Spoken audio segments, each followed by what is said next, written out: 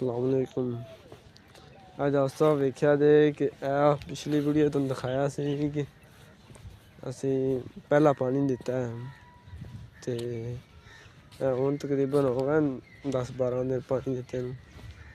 सारी तरेड़ा पै गई ने, की वजह हो सकती है?